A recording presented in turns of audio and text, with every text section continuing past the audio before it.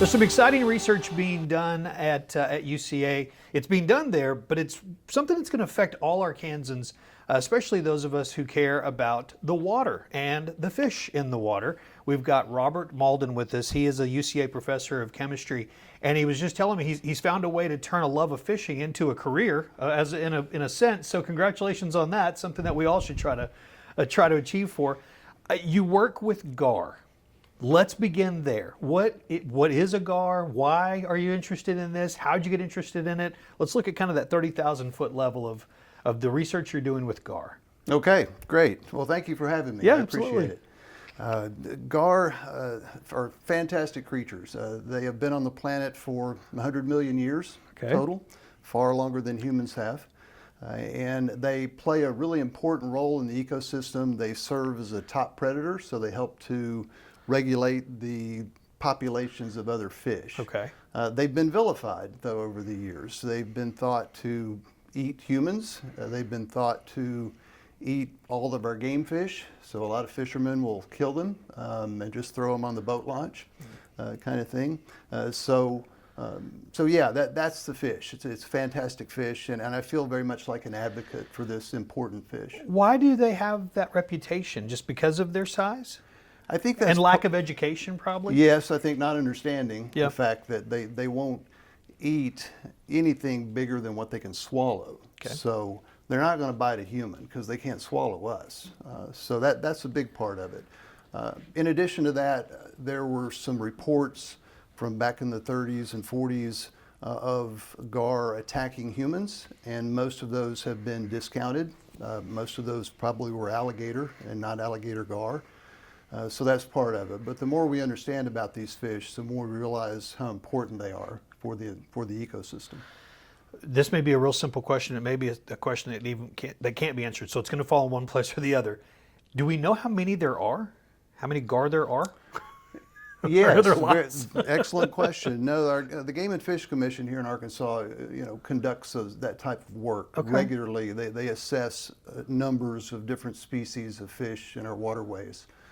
And it's pretty clear that one of the fish we're studying is long-nosed gar, and long-nosed gar are very plentiful. They are all over the eastern United States, and there are a lot of them. Okay. In fact, our research we've harvested more long-nosed gar because they are so plentiful, so we're not really hurting their population. The alligator gar, however, has been extirpated, is the scientific word that's used. They've become extinct in a good part of our country. They used to go all the way up the Ohio River, all the way up the Mississippi River, but now they're confined really just to some southern states, Arkansas being one of those states. Where did the love of this come from for you? Well, I grew up fishing. I have to credit my dad, who took me fishing as a kid. Yeah. And I remember the first time that I saw a long-nosed gar, I was about 7 years old in Lake Texhoma. And this big school of longnose came in, and they were surfacing, these things come up and they go and go and go. They're like 6 feet long. Yeah. It's just fascinated by these things. So I've always had an interest in fishing, and frankly, for me, this is bringing my passion for fishing and uniting it with what I do on my job, which is to work with students and to teach and to do research, and so.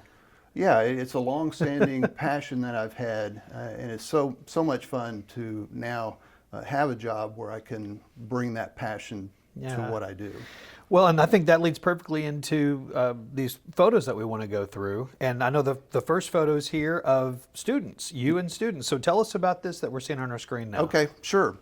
Well, at UCA, in the chemistry department at UCA, we only have, I say only, I shouldn't say that, we have a bachelor's degree program. We don't have a master's or a PhD. We primarily focus on teaching. And it is through our research that we are able to teach, because teaching and learning, the learning part of that is research, really. And we, at UCA, we do both. And I think we do both quite well. My department will have 30 to 40 students doing research every semester. So what you see in the photo here is me with 4 of my students from May of this year. My research group, they all graduated, so I'm having to start all over again with 2 new students. But From left, well, you see me on the left there. And then Corey Cullen, she's going to dental school. And then Grace Fuel, pharmacy school. Caitlin Stoker, dental school. And Francesca Reddit is working for an environmental lab right now in Little Rock. These are some exceptional young people. Yeah, they really are. Wow. I mean, they're just fantastic students. And none of them, frankly, are going to go on to do GAR research. Yeah. But they all, I think, will use research skills in what it is that they do. Yeah. Our next photo is clearly you with a gar. How big is that one? That one, I really bonded with this fish. This fish is as old as I am. I'm 62 years old, and we estimate this one to be about 62 years old as well. And that's one interesting thing about these gars. They live a long time. Longnose live 50 to 60 years. Alligator gar lived up to 100 years. So that's a long time that these fish can build up these pollutants in their system as well. But that is a longnose gar. That's one of the species that we're studying. Again, that one's very plentiful. Unlike the alligator gar, which we'll see a picture of here shortly. That's my garage, and that's where I sometimes process these fish. We take a number of external measurements, and we take a flesh sample, because that's another goal of the research, and it has to do with human health, because humans do eat these fish. And so how much of these contaminants humans ingest is something we're addressing as well. Another student, former student, this is Brittany Story. She's working at an analytical lab in Little Rock now. And this is an alligator gar. That's just a baby. Okay. It looks like a big fish to me. Yeah. I know it is a big fish, but that is probably about a 2-year, maybe 3-year-old fish. All right. And so again, this slide illustrates what an alligator gar looks like, and again emphasizes the educational mission that we have. Okay, so I am not a fisherman. I caught a fish on a pond in Colorado about a month ago, and I felt like I had accomplished a huge event in my life. How would someone catch a gar? Are you just out there fishing and you get one? For someone who is very simple into this, how would you explain it? Sure. Well, our samples that we get, we mostly get them from two sources. One is Parker LaRue is president of the Bow Fishing Association of Arkansas, and they shoot longnose gar. Now, they don't allow the shooting of alligator gar, to their credit. So that's one source of the fish that we get. Another source is that these fish get tangled up in fishermen's nets. And so we have a contact, James Munson, who's out of Mayflower, and he's a commercial fisherman, and these gar will get caught up in their nets, and if they can't come up to the surface and breathe, they have a primitive lung, they'll die. And so, but in terms of the actual rod and reel fishing, which I've done quite a bit of, I have to credit my colleague Mark Spitzer for turning me on to alligator gar in general, but also fishing for them. Mark passed away last year, by the way. He was a professor at UCA as well. But to catch these things, it's really hard. They say a muskie is a fish of 1,000 casts, and I would suggest that gar are similar to that, because they're hard to hook. They have real bony mouths, and it's hard to get a hook in them. But we use circle hooks with often shad or cut carp or something like that, and then they'll just take off with it, and then at some point you start reeling, and that circle hook hopefully catches them in the corner of the mouth. We try not to harm them, because they will swallow the hook, and if it's a regular J hook, they can die from that. So it's aggravating, frankly. It takes a lot of patience, but when you hook into a big one, there's nothing like it. I bet. All right. Speaking of hooking into a big one. what about this guy? This person is Art Weston. He is from Kentucky, and he went with a guide, Kurt Kirkland, on the Trinity River in Texas. And the Trinity River has become kind of the place for sport fishing for alligator gar. And in fact, in Arkansas, back in the 40s and 50s, we were the center of a lot of recreational fishing for alligator gar. So this shows just how big these fish can get. I mean, this one was 283 pounds, a little over 8 feet long. So they're giants. Yes. And And interestingly enough, fishermen now are trying to catch these things on the smallest hooks they can and then the lightest tackle. He caught this giant gator gar on 6-pound test, which is phenomenal. Yeah. So this slide just illustrates just how big these alligator gar can get. A map. I love maps. Tell me Me about too. this. Me too, yes. This is a map put together by my research students from this past year, and it shows where we've gotten our samples in Arkansas. Okay.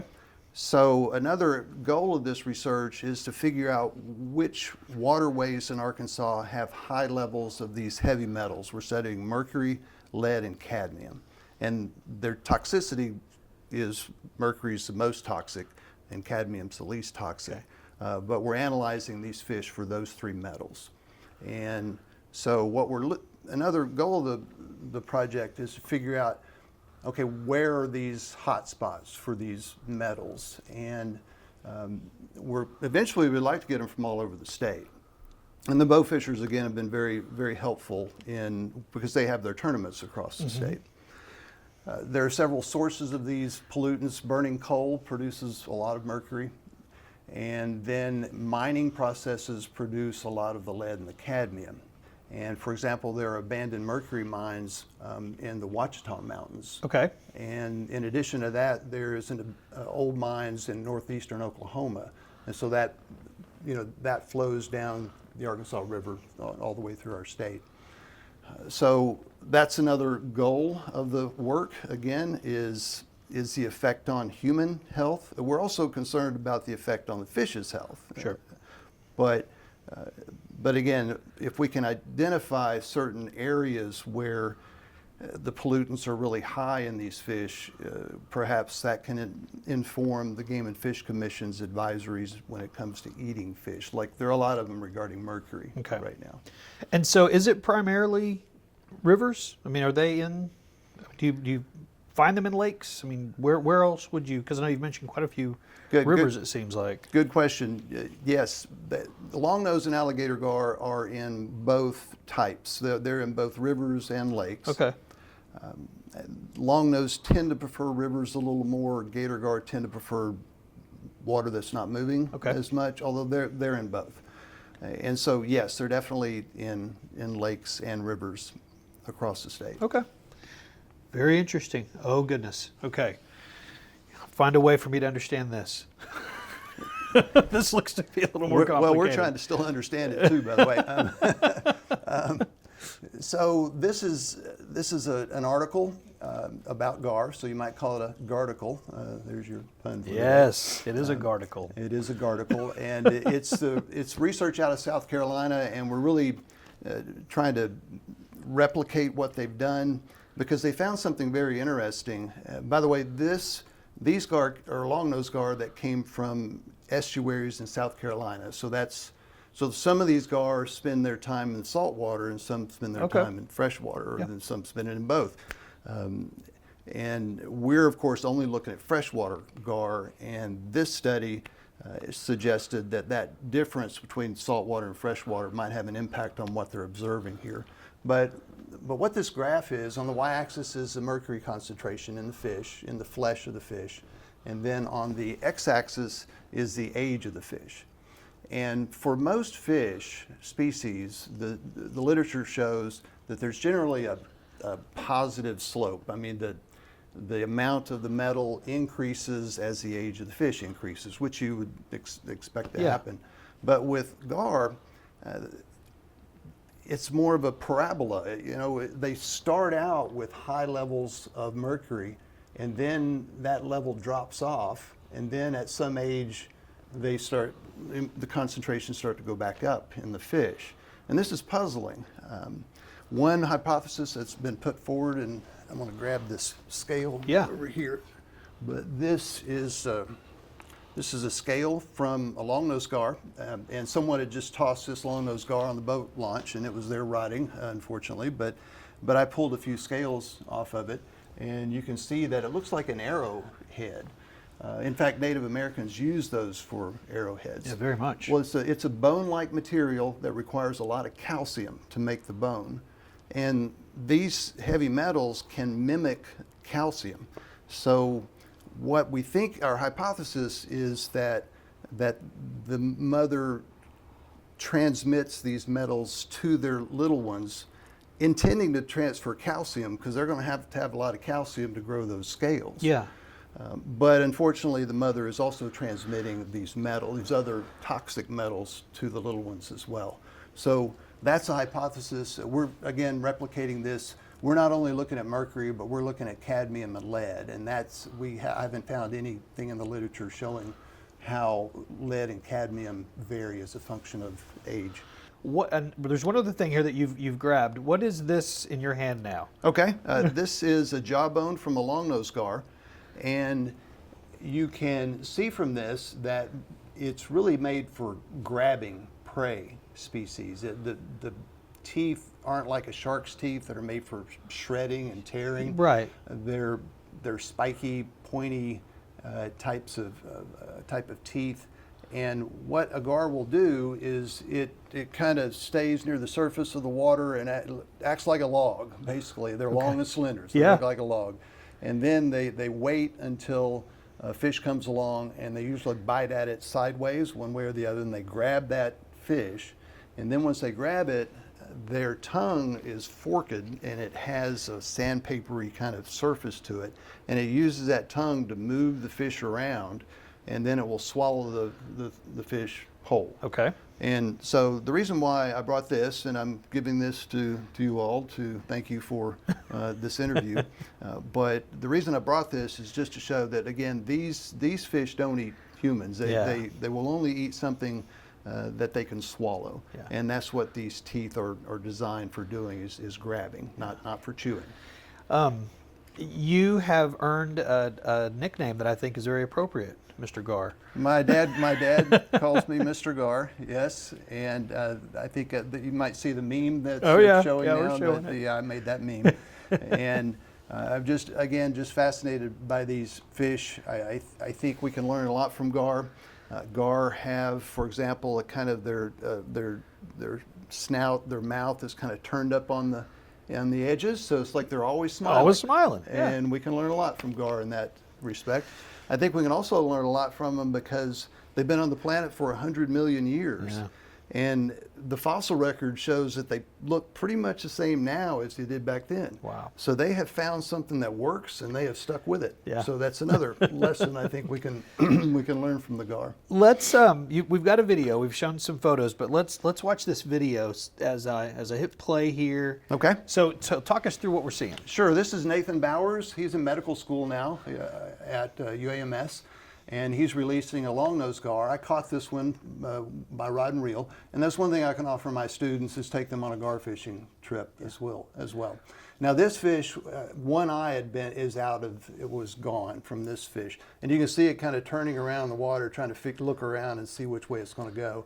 Also, you can see some air that just came out, some bubbles that came out, and here in a moment it's going to come up to the surface and it's going to gulp some air, and that's what allows gar to live in real low oxygen environments, is that they not only can get oxygen through their gills, but they can get oxygen. There it went, right there. It came up and they call that porpoising. And it's so cool when you're fishing for these things too, to see a school of them come through, because they're all kind of coming up and porpoising. Yeah. Like that. So yes, that video shows, again, another one of my research students, but also shows you a long-nosed gar that's alive and not dead like this one. And it also shows how they've been able to survive so well. Yeah. Is because they're very adaptable. They can live in waters that a lot of fish can't. Yeah. Well, you are obviously quite the advocate for them. And that's anytime that we get a chance to have someone on the show that is passionate about something and can speak to that, it is interesting for all of us. So thank you. Thank you very much for being here and for sharing this with us. And let's say people wanted to know more. Is there a place that they can go more? What would a resource be if people were interested in the research that's being done? Well, for the research, the scientific literature is certainly there, but for most folks, I think the Game and Fish Commission, the Arkansas Game and Fish Commission, we collaborate with Eric Brinkman of the Game and Fish Commission. They also have a gar research team, an alligator gar research team. And they have really tried to educate the public about gar. And they have taken steps to preserve especially the alligator gar, which is somewhat endangered. So the other thing is, just to get out there and get out in nature. I have a general concern about the future of humans and the planet. That is that we're not very attached to nature much. I see my grandkids on their screens all the time, and it worries me that they're not getting that experience outdoors that I grew up having. And I'm glad I did, because it developed a real appreciation for me in terms of these creatures and just nature in general. Humans are very much a part of nature. We're not separate from it, we're a part of it. And that connection, I think, is really important. So that would be the other thing I would say, is just to get outdoors. Yeah, very good. Thank you. Thank you. This has been very interesting. Absolutely. Appreciate you very much, Robert. Thanks.